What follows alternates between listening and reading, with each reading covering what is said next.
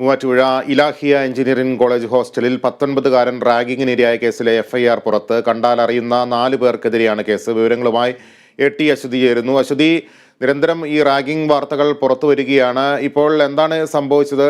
ആർക്കൊക്കെതിരെയാണ് കേസെടുത്തിരിക്കുന്നത്? എങ്ങനെയാണ് അന്വേഷണം പുരോഗമിക്കുന്നത്?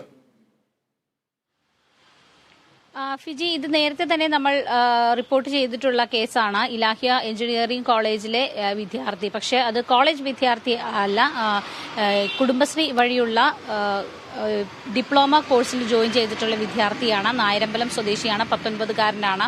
ഈ വിദ്യാർത്ഥിക്കാണ് ഈ കോളേജ് ഹോസ്റ്റലിൽ വെച്ച് തന്നെ ക്രൂരമർദ്ദനം ഏറ്റത്. സീനിയർ വിദ്യാർത്ഥികളാണ് മർദ്ദിച്ചത് എന്നാണ് ഈ കുട്ടി വ്യക്തമാക്കിയിരിക്കുന്നത്. ഇതിന്റെ അടിസ്ഥാനത്തിലാണ് പോലീസ് കേസെടുത്തിരിക്കുന്നത്. എഫ്ഐആറിന്റെ കോപ്പിയാണ് ഇപ്പോൾ പുറത്തു വന്നിരിക്കുന്നത്. ഇതിൽ കണ്ടാൽ അറിയുന്ന 4 പേർക്കെതിരെ കേസെടുത്തു എന്നാണ് ഈ എഫ്ഐആറിൽ വ്യക്തമാക്കുന്നത്. ഇതിൽ ഒപ്പം തന്നെ IPC 294B, 341, 323, 324, 506, 34 വകുപ്പുകൾ പ്രകാരമാണ് കേസെടുത്തിരിക്കുന്നത്. ഇതിൽ വ്യക്തമായി പറയുന്നുണ്ട്, ഈ കുട്ടിയുടെ മുറിയിലേക്ക് കുറച്ച് ആളുകൾ ഒരു 7 മണിയോടുകൂടി 29-ാം തീയതിയാണ് ഈ സംഭവം ഉണ്ടാകുന്നത്. ഫെബ്രുവരി 29-ന് വൈകിട്ട് 7 മണിയോടുകൂടി 321-ാം നമ്പർ മുറിയിലേക്ക് കുറച്ച് ആളുകൾ വരികയും ആക്രോശിക്കുകയും തെറി വിളിക്കുകയും ഒപ്പം തന്നെ വിദ്യാർത്ഥിയെ നിലത്തിട്ട് ചവിട്ടുകയും ചെയ്തു, ഭീഷണിപ്പെടുത്തി.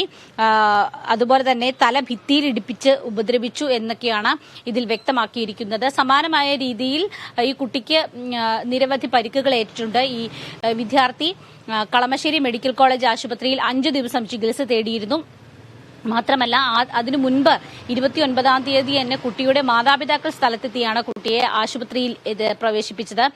ആദ്യം മൂവാറ്റുപുഴ ആശുപത്രിയിലും പിന്നീട് എറണാകുളം ജനറൽ ആശുപത്രിയിലും പ്രവേശിപ്പിച്ചു. അവിടെ നിന്ന് വിദഗ്ധ ചികിത്സയ്ക്ക് വേണ്ടിയിട്ടാണ് കളമശ്ശേരി മെഡിക്കൽ കോളേജ് ആശുപത്രിയിലേക്ക് മാറ്റിയത്. അവിടെ 5 ദിവസം ചികിത്സ തേടുകയും ചെയ്തു. അവിടെ കിടത്തി ചികിത്സ തേടുകയും ചെയ്തിട്ടുണ്ട്. വലിയ രീതിയിലുള്ള ചതവുകളും മറ്റും ഈ കുട്ടിക്ക് ഉണ്ടായി എന്ന് മെഡിക്കൽ റിപ്പോർട്ടുകളുമുണ്ട്. എന്തായാലും ഈ കുട്ടിയുടെ നമ്മൾ ആ കുട്ടിയെ കണ്ട്, ഈ വിദ്യാർത്ഥിയെ കണ്ട് അവരോട് സംസാരിച്ചപ്പോഴും നിരവധി പേർ ചേർന്ന് 4 പേർ എന്നാണ് നിലവിൽ പറഞ്ഞിരിക്കുന്നത്. അവർ ചേർന്ന് റൂമിലേക്ക് അതിക്രമിച്ച് കയറുകയും റൂമിൽ വെച്ച് വലിയ രീതിയിൽ മർദ്ദിക്കുകയും ചെയ്തു എന്നാണ് മൊഴി. എന്തായാലും ഇതിന്റെ അന്വേഷണം നിലവിൽ പുരോഗമിച്ചുകൊണ്ടിരിക്കുകയാണ് ഫിജി.